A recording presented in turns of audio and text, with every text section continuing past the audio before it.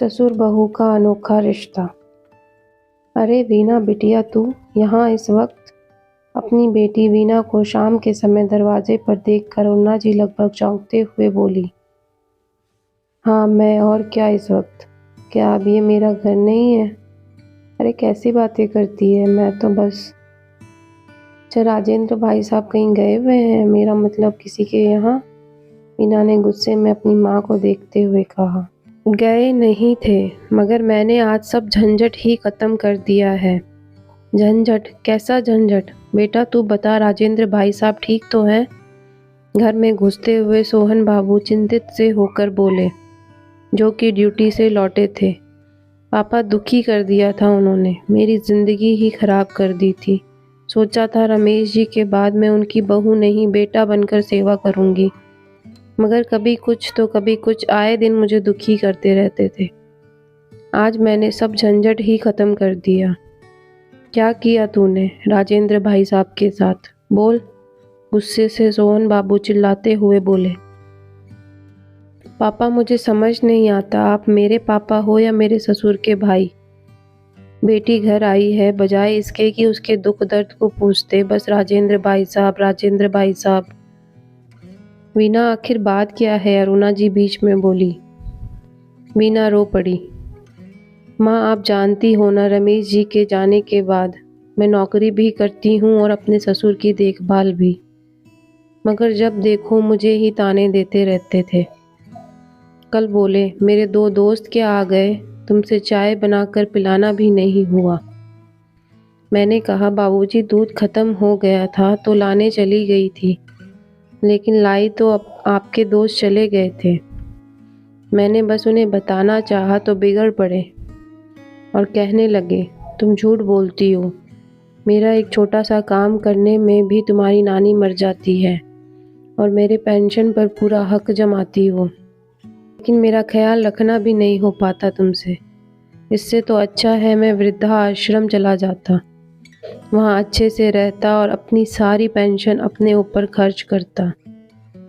माँ उन्होंने मुझ पर पेंशन का ताना मारा, उनकी पेंशन जितना आती है उससे कम खर्च है क्या उनका?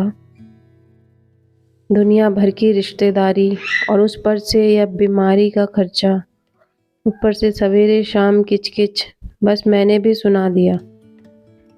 तो वह आग बुलबुला होकर बोले, तो छोड़ क्यों नहीं देती मुझे किसी वृद्धाश्रम में? इस घर से अच्छी तो मेरी जिंदगी किसी वृद्धाश्रम में रहेगी।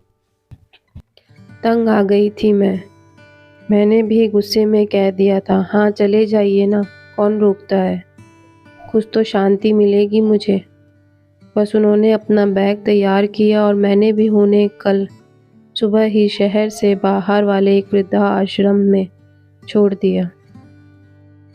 आज ऑफिस से सीधा यहाँ आई हूँ।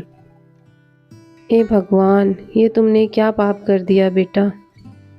कल वापस घर गई थी तो तुझे उनकी कोई कमी महसूस नहीं हुई? क्या घर के बुजुर्ग अपने बच्चों पर बोझ बन जाते हैं? ऐसे तो कल हम भी तुझे बस बोझ लगेंगे। वीना सोहन बाबू और अरुणा जी को देखने लगी, जो कि रो रहे थे। फिर उसे बीती हुई शाम याद आई। जब वह घर पहुंची तो घर एकदम से शांत था। जब वह पानी पीने के लिए फ्रिज खोलकर बोतल निकाल रही थी तो बाबूजी की आवाज़ कानों में गूंज रही थी। वीना एक गिलास पानी मुझे भी। जी बाबूजी। मगर वहाँ कोई नहीं था, उसे अकेलापन खल रहा था। सचमुच बाबूजी तो चले गए थे, साथ में घर की खुशियाँ भी ले गए थे। तुझे पता भी है राजेंद्र भाई साहब तेरे साथ ऐसा बर्ताव क्यों करते हैं? मुझे बताया था उन्होंने। मेरे मना करने के बावजूद भी वो कहते थे। वीना मेरी बेटी नहीं बेटा है, मगर मैं अपने लिए उसकी ज़िंदगी नहीं बर्बाद कर सकता। वह मेरे जीते जी दूसरी शादी नहीं करेगी, साफ साफ मना करेगी। वह मेरे लिए अपनी ज़िंदगी खराब कर ले, एक पिता होकर अपनी बेटी को बर्बाद होने दूं नहीं, मैं अपने लिए अपनी बेटी को ये कुर्बानी नहीं करने दे सकता। आप उसे समझाते क्यों नहीं सोहन बाबू? मेरी कुछ सुने तब समझाऊँ ना उसे। वो कहती है कि आप उसकी ज़िम्मेदारी हैं, उसे ही ये ज़िम्मेदारी उठानी होगी और शायद इसीलिए वो तुम्हारे साथ ऐसा बर्ताव करते हैं ताकि तुम उनसे परेशान होकर दूसरी शादी कर लो। हे भगवान! कहते हुए वीना तेजी से अपना पर्स उठाकर बाहर की ओर दौड़ी। वह लगातार दौड़ती रही। आश्रम पहुंचकर जैसे ही उसने बाबूजी को देखा तो लोक लाज भूलकर ऐसे गले लगी जैसे बचपन में मेले में बिछड़ने के बाद मिलने पर अपने बाप के गले लगी थी। मैं माफ़ी के काबिल तो नहीं हूँ बाबूजी, पर मुझे माफ़ कर दीजिए।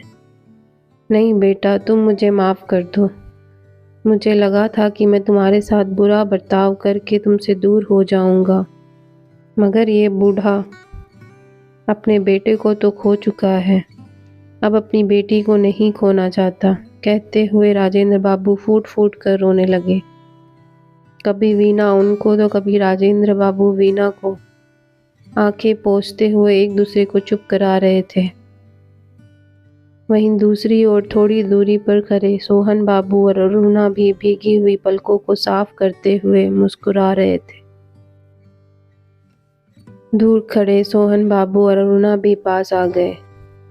सोहन बाबू ने राजेंद्र जी को गले लगाकर बोला, आप तो मुझसे बढ़कर पिता का फर्ज निभा रहे हैं। अरुणा ने वीना को गले लगाया और बोली, बेटी मुझे तुझ पर गर्व है। तुमने बहुत अच्छा किया जो तुम राजेंद्र जी को वृद्धाश्रम से घर ले जा रही हो। दोस्तों, उम्मीद है आपको ये कहानी अच्छी लगी होगी। अच्छी लगी तो कमेंट ज़रूर करें, लाइक एंड अपने लोगों के साथ शेयर करें। आपके सपोर्ट से मोटिवेशन मिलता है, इसलिए लाइक एंड कमेंट ज़रूर करें।